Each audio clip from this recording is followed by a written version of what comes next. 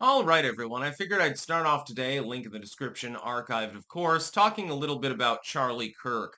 This has really become a lightning rod political issue, I think, overall, because liberals, by and large, some of them are saying, well, it's bad that he's dead, but at the same time, he was a terrible Nazi and stuff like that. Meanwhile, there are a lot of people who are like, no, he really wasn't a Nazi. He was literally just trying to have a debate with you. The only thing that he was doing is trying to converse with you, and he got shot as a result of this. And that latter argument, I think, holds more weight uh, because that's literally what happened.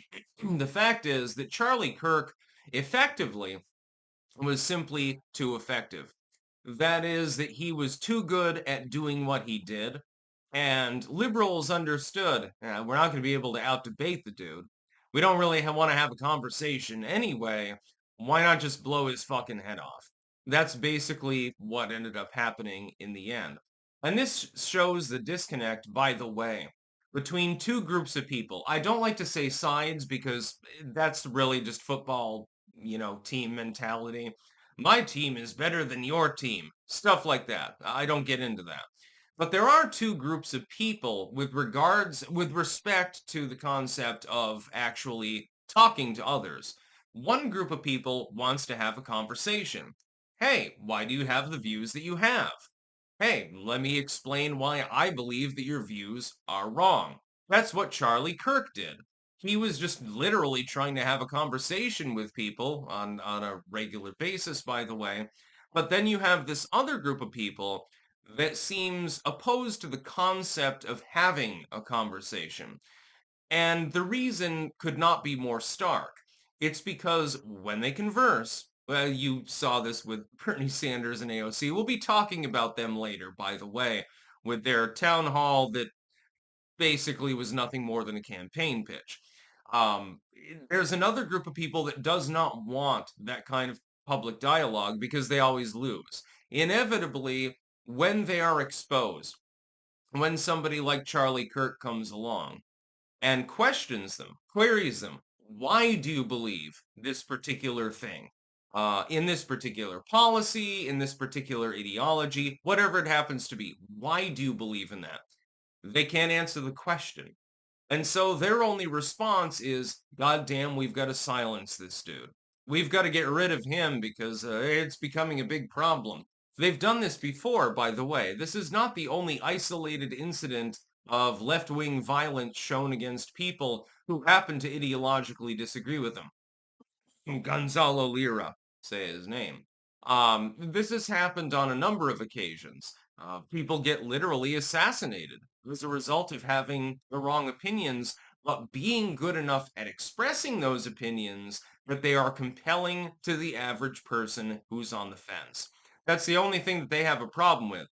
If you get into just a shouting match with some leftoid, and it's like, well, MAGA, Trump is the best. No, MAGA evil, Trump wrong. Well, that's not really getting anywhere now, is it? When you have people, though, that have, the capability of finesse within debate, it really, really scares other people. There aren't any doppelgangers for Charlie Kirk on the left, by the way. This is another thing that doesn't get mentioned nearly enough.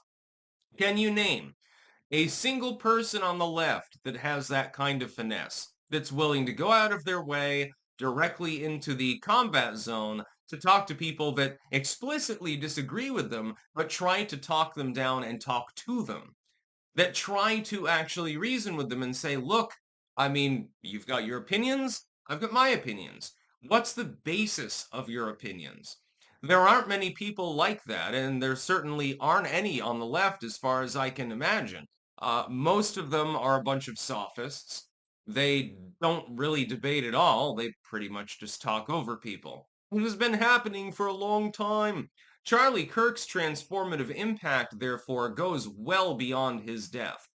When he was alive, Charlie Kirk engaged people, he debated them, he talked to them, he went onto college campuses, which are not exactly a hotbed for conservative movements, by the way, and he spoke to people.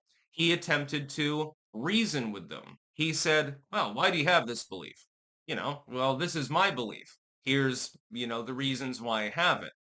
And it was very, very effective. Ironically, in dying, Charlie Kirk, he went Obi-Wan Kenobi mode, I guess, and he became more powerful than you can possibly imagine.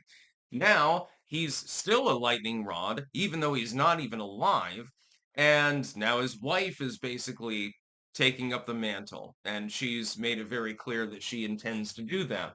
More power to her, by the way. Some people, by the way, why does anyone have a problem with his wife exactly? I don't exactly know why. I don't detect any malevolence or anything like that. I think she's doing a great job, and it's exactly what he would have wanted. Charlie Kirk wanted dialogue. He wanted to talk. He wanted to debate. He loved it. It seems to have been basically the thing that he was most inclined towards. I think that in retrospect, while I'm sure that he would be angry about the fact that his family was bereaved of the father figure, I think on a political level, actually, he'd be goddamn laughing. He's like, "Oh, you shot me. Real cool. Now, 10 times as many people know who I am. Hmm, screw to be you." Charlie Kirk ultimately in death is more powerful than he was in life, ironically. He's managed to completely transform the political crux of the nation, so to speak. Charlie Kirk in life was already debating these people. But now there's no debate to be had now, is there? Because he's dead. And all you see is basically liberals cheering the fact that he's dead, saying, ah, ha, ha, ha, it's wonderful, the Nazi got shot. And in the process, really, I think they've burned away a lot of their political capital with anyone who has any sanity in the country. I would like to believe that that's the majority of the population. I may or may not be wrong. But in the end, he won.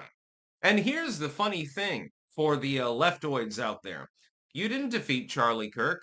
No, he beat the shit out of you. All he had to do was take a bullet and he destroyed your movement effectively. Because now people are seeing your response to the fact that Charlie Kirk was killed, and it was all, well, he was a fascist, so he kind of deserved it. He was a fucking Nazi and stuff. None of these things being true. And then you ran with it anyway. And Charlie Kirk, in the end, he's looking down, I guess, from heaven or something like that, and he's laughing at you because you really are just a bunch of fucking morons. He didn't understand. The initial response was basically, well, thank God he's dead. That went over real well now, didn't it? It went over so goddamn spectacularly well. That's about all. Peace out.